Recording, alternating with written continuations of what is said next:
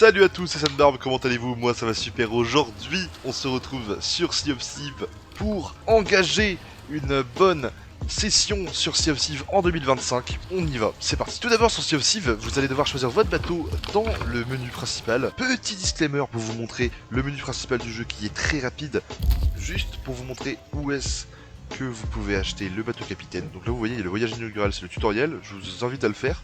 Pour lancer une aventure, je vous invite toujours à lancer l'île des singes. Ça va vous faire spawn sur la plage, ce qui vous fait spawn plus rapidement, c'est un petit conseil.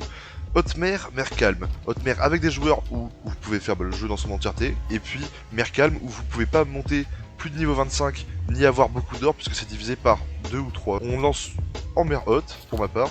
Et à ce moment-là, vous voyez que vous pouvez affréter un navire. Donc cela c'est les navires de base qui ne sont pas capitaines. Donc vous ne pouvez pas avoir ni la charpentière ni les barons. À ce moment-là, moi j'ai des navires. Voilà, ce sont mes navires. Et puis, on peut acheter des navires. Acheter navire, hop. Et voilà, le sloop a 250 000 pièces. Et les autres navires, voilà. Donc vous voyez quelques petits détails, si vous voulez. Donc ainsi, je suis seul. Donc entre 1 et 2 joueurs, j'ai choisi le sloop. Le sloop est un navire très maniable et très petit, qui permet d'être assez agile, contrairement aux plus gros navires qui sont quand même plus lourds, mais qui ont un équipage plus grand. Ce navire, il est spécifique puisque c'est un navire dit de capitaine, que j'ai acheté à 250 000 pièces d'or, et il me permet d'avoir quelques bonus, tels que l'achat de ressources supplémentaires à la charpentière. Vous pouvez le voir ici.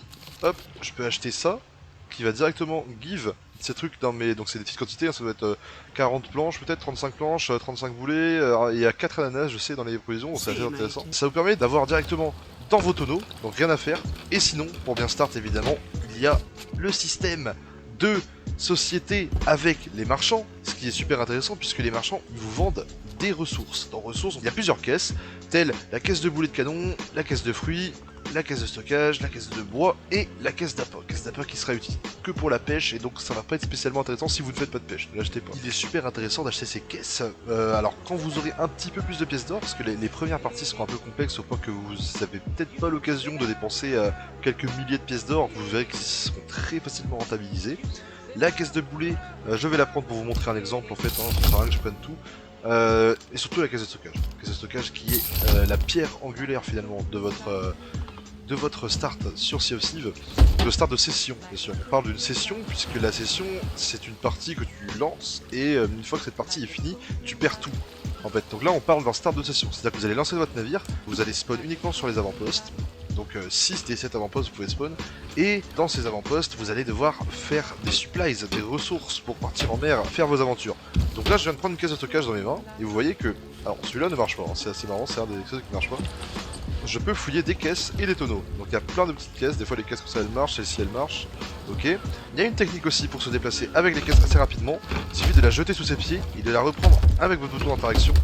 Afin d'avancer beaucoup plus vite, ça sera très utile pour vous. Et donc je vais faire le tour de mon île. Là nous sommes sur l'avant-poste de Galleon Grave. Il est spécifique, il a beaucoup de tonneaux. Donc vous pouvez voir que généralement il y a des tonneaux sur le quai, le ponton d'accostage, voilà, il y en a dans la taverne. Hop, voilà, tac tac tac tac tac tac tac. Je vais le faire très grossièrement, hein. Je vous montre juste, sinon il y en a derrière, il y en a ici aussi. Voilà, je vais vous montrer de manière assez rapide qu'il y en a aussi, donc Galleon Grave, il y en a là, hop. Galleon Grave, c'est assez sympa parce qu'il y a quand même beaucoup de supplies, plus que sur d'autres avant-postes. En fait, on peut monter très haut. Donc là, il y en a ici, sur ce premier étage. Il y en a un deuxième étage ici. Vous pouvez monter un troisième étage, puis un quatrième étage, tout en haut. En fait, ça nous fait monter sur le galion. C'est assez sympa. Vous avez une très belle vue aussi si jamais vous avez besoin d'observer. Si avec la caisse de stockage vous allez pouvoir la disposer sur votre navire, alors moi je conseille de la mettre là, je trouve que c'est assez personnel, hein. Là vous allez voir que ça va être assez personnel ce que je vais vous dire. Mais je pense que ça sera quand même très utile pour vous.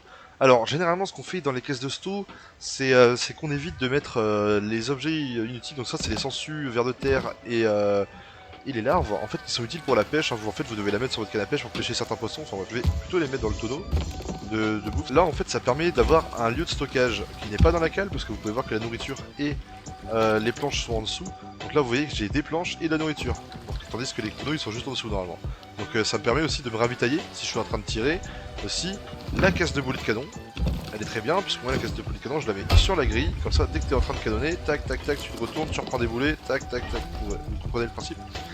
Autre petit tips très intéressant pour bien start, éteignez toujours vos lumières, puisque vos lumières vont faire repérer de plus loin dans la nuit. Donc vous serez quand même plus facile à repérer pour vos adversaires, donc je vous conseille de les retirer. Il me semble que les 3 que je viens d'éteindre sont utiles, celles-ci ne doivent pas être vues, ne doivent pas être très vues de l'extérieur, donc ça va. Et dans la cale ça va aussi. Dans vos tonneaux, il y a aussi des boulets de base qui sont mis dedans, des boulets chaînés, des boulets de dispersion, ainsi que des boulets incendiaires et des boulets de chaos. Des boulets de chaos, c'est des sortes de grenades qui font 50 de dégâts sur 100. Votre perso a 100% de vie et elle fait 50 à l'impact, c'est assez puissant. Autre chose, sur Sea of Thieves, donc là on est avec notre bateau, je vais vous montrer de manière très rapide comment partir. Alors bien sûr on pourra épurer toutes ces informations dans une prochaine vidéo si vous le souhaitez, ainsi que des guides sur les différentes factions et comment améliorer plus correctement son niveau. Donc là en fait on part dans une hypothèse quand même que vous n'avez pas d'émissaire non plus, donc ça à voir dans une prochaine vidéo si vous voulez, je vous montrerai tout sur les émissaires, ça peut être assez intéressant. Et tout ce qui est armes, moi je viens de remonter l'encre de mon navire, comme vous pouvez le voir, elle est ici. Il est très important que la rule 1 sur Sea of Thieves, la règle numéro 1, super importante, c'est de jamais baisser l'encre. Donc là vous voyez abaisser l'encre, il ne faut jamais la baisser, puisque si jamais quelqu'un vient vous attaquer dans le dos, par l'avant ou n'importe où, il suffit de tirer la voile comme ça, et vous pouvez vous en aller. Vous voyez, là, admettons quelqu'un venait m'attaquer, je suis parti directement. Tandis que si mon encre était posée, certes mon bateau était arrêté et immobile, mais j'aurais dû prendre le temps de la remonter.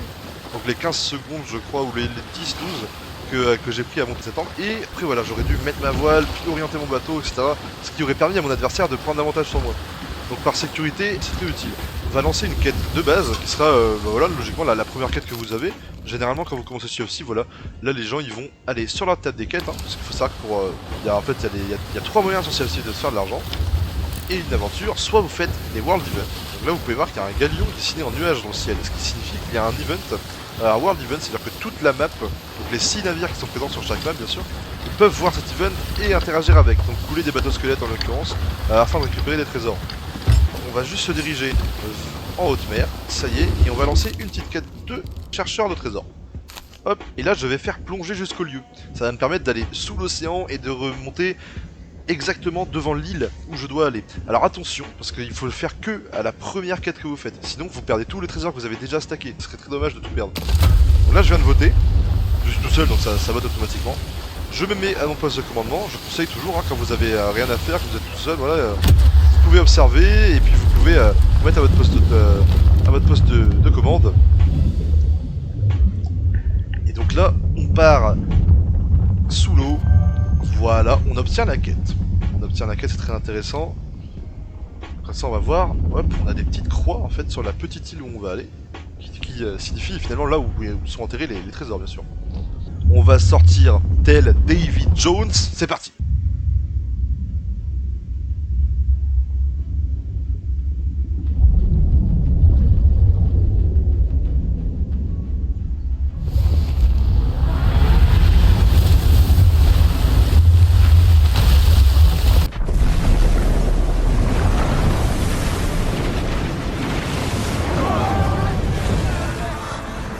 Ok, alors à présent nous avons spawn devant l'île cible. Très bien, donc ce que je vais faire c'est que je vais remonter ma voile. Alors là, ok, je vais la remonter entièrement. Alors hop, on attend qu'elle soit bien au dernier tic. Je viens de remonter ma voilure, d'accord. Avec bien sûr ce petit bout, cette corde. Et donc là la voilure elle est remontée entièrement. Mais mon bateau avance encore un petit peu, vous voyez. Vous pouvez voir que mon bateau avance encore un peu. Alors ça c'est voilà, c'est le revers de la médaille. Puisque quand vous mettez l'encre évidemment votre bateau est immobilisé pratiquement instantanément, je dis bien pratiquement. Mais là vous voyez que si jamais j'ai un problème je peux repartir très vite. Donc là voilà, mon bateau est stabilisé maintenant, tout est réglé. Alors, autre conseil, quand vous êtes face à une île, je vous conseille de vous mettre votre flanc de navire, donc là où vous avez vos canons, le broadside, face à l'île, comme ça vous permet déjà de vous canonner, de vous mettre dans le canon, très utile, ou de dash épée. Alors il y a plusieurs dash épée où vous pouvez aller sur l'île, donc on va en essayer un, si je ne floppe pas bien sûr, tellement je suis le flopper naturel. Alors il y a le dash épée de base, en fait qui va vous propulser très peu loin. Bon là ça a fait loin parce que j'étais en haut, mais c'est assez faible, regardez. Hop, voilà, j'ai fait peut-être 1m50, on va dire. Et là, je vais vous montrer en fait, je peux aller sur l'avant de mon bateau. Donc, je pars avec l'épée, clic droit, ou L2, j'imagine, pour les joueurs console. Et vous faites comme le dash épée. Et au moment où votre perso commence à s'envoler, vous sautez et ça va vous faire un énorme dash. Très utile, puisque des fois vous aurez pas le canon dans l'axe. Donc le canon, je vous montre. Je vais pas vous mettre dedans. Hop. Et là, hop, on arrive directement sur l'île. Alors attention, parfois il peut y avoir des créatures qui vous veulent du mal, hein, clairement. Là on peut voir que c'est des crabiers. Donc c'est un style spécifique de monstres. Donc il y a 3 types principaux de monstres, hein, les crabiers comme ces différentes espèces de crustacés qui me veulent du mal. Ah, lui il a une coquille de protection, il est assez énervé. Je vais utiliser mon tromblon et les dash épée. Alors utiliser le tromblon c'est assez pratique quand vous vous battez contre des monstres, puisque le tromblon va faire un dégât de fusil à pompe, comme sur tous les autres jeux vidéo, hein, le fusil à pompe généralement il est assez utile pour abattre de gros points de vie. Alors s'il veut bien mourir, là il a une protection, c'est assez agaçant. Que se passe-t-il? Je ne sais plus ce qu'il veut faire. Je suis fou. Faut leur jeter de l'eau. Allez. Allez. Ah là, ils me veulent vraiment du mal, hein. Ils sont très agaçants, ces crabiers. Ah, lui se réveille. Ok, il est plus en protection, c'est bon.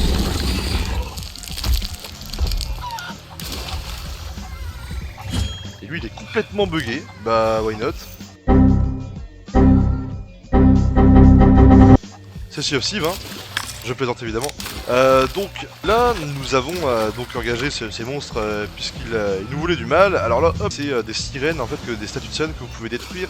Elles vous font un peu de dégâts, mais c'est pas grave, vous détruisez cette statue et vous aurez là des saphirs puisque elle est bleue. Donc vous pouvez trouver parfois, sur Sea of Thieves, il y a tout le temps même, il y a tout le temps des trésors sur les plages. Donc vous voyez que là il y avait une caisse de clés rares, là il y a une caisse de munitions, c'est vachement intéressant, c'est assez rare. La caisse de munitions a permis de recharger mon fusil, vous avez vu que j'avais plus de balles et j'ai rechargé mon fusil à pompe. On peut stocker jusqu'à 50 munitions, c'est vraiment énorme. Et donc ça permet de la poser aussi sur votre bateau, n'importe où. Donc au lieu d'aller à la caisse de munitions, vous pouvez l'utiliser. Hop, petit fact encore. Hop, là on a une petite caisse d'épices, donc ça peut se vendre 1000 pièces et quelques, c'est assez sympa. Bref, on va faire la quête prévue. Alors, important, ça vous le découvrez par vous-même, hein, c'est vraiment quelque chose de très facile à comprendre, je dirais. Alors, je me débarrasse de ce méchant clavier. Voilà. Est-ce qu'il va me dropper sa gemme? Non. On fait une gemme de rubis rouge, donc vaut tout le temps, pardon, 2000 pièces.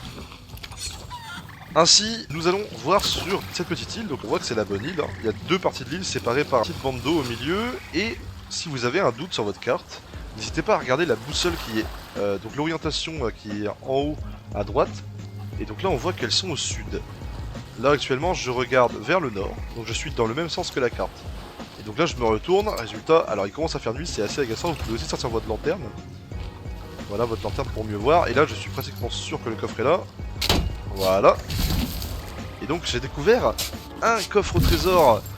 Ça va être les premières quêtes que vous ferez, hein, donc ça reste des trésors qui ne valent pas beaucoup de pièces, mais voilà, pour commencer c'est évidemment totalement logique, hein, c'est une suite logique des choses. Vous évoluerez au sein de la faction des collectionneurs d'or, puis vous pourrez augmenter la valeur. Voilà, en plus ça tout tape, c'est génial. Alors parfois attention, les squelettes là, il y a des surgir du sol pour essayer de m'attaquer, de défendre leur trésor. Attention, hop. Donc moi je conseille beaucoup... Oh non, j'ai tué le poulet. Non. Et puis je vous conseille de faire attention au début, hein, bien sûr, que vous aurez l'habitude. Et les dash épées sont vachement utiles parce qu'ils one-shot tous les squelettes pratiquement. Quelques-uns plus résistants. Vous ferez attention aux squelettes en or, mais ce sera dans d'autres événements ça. Et puis surtout dites-le moi en commentaire si vous souhaitez. Nous pouvons voir toutes les factions, les choses qu'il y a à savoir, comme je vous disais tout à l'heure, quelles sont les méthodes pour bien augmenter de niveau dans toutes les factions, etc. etc. Donc là, afin d'être plus rapide, je vais juste prendre un coffre pour vous montrer l'idée.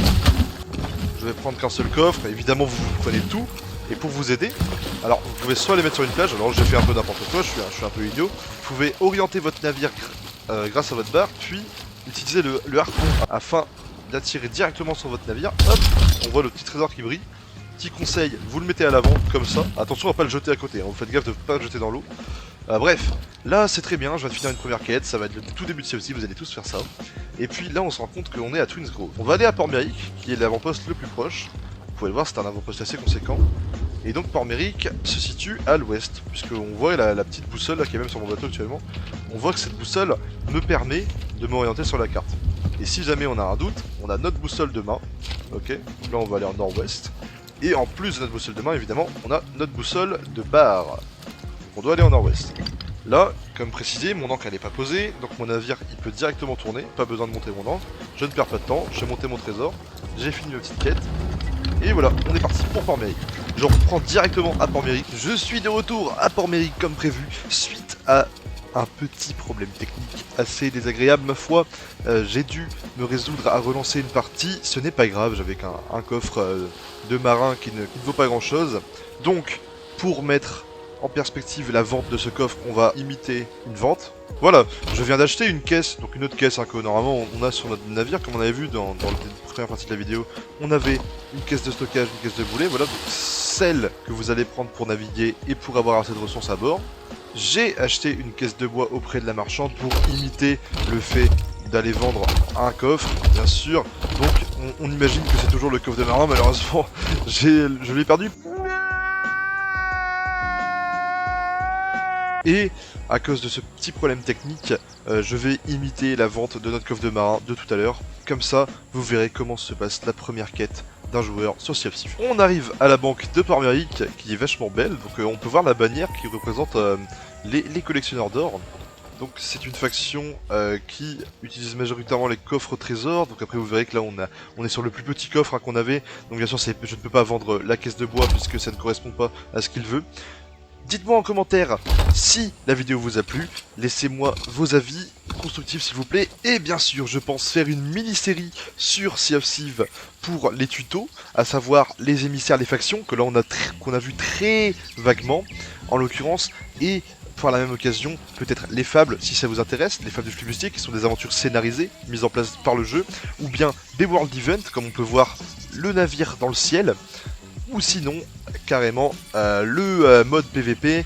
Dites-moi ce que vous voulez voir, on fera les émissaires, les factions à coup sûr à la prochaine vidéo. Et puis le start, si jamais vous avez quelques questions, quelques doutes, je n'ai pas pu aborder absolument tout parce qu'il y a des objets qui sont un peu plus rares, qui sont plus difficiles à mettre en place sur le navire. Donc n'hésitez pas à me tenir informé. Si vous voulez des explications sur les plus grands bateaux, on fera une vidéo sur tous les navires du jeu, y compris le Burning Blade. Je vous embrasse, c'était Senbarb. Au revoir.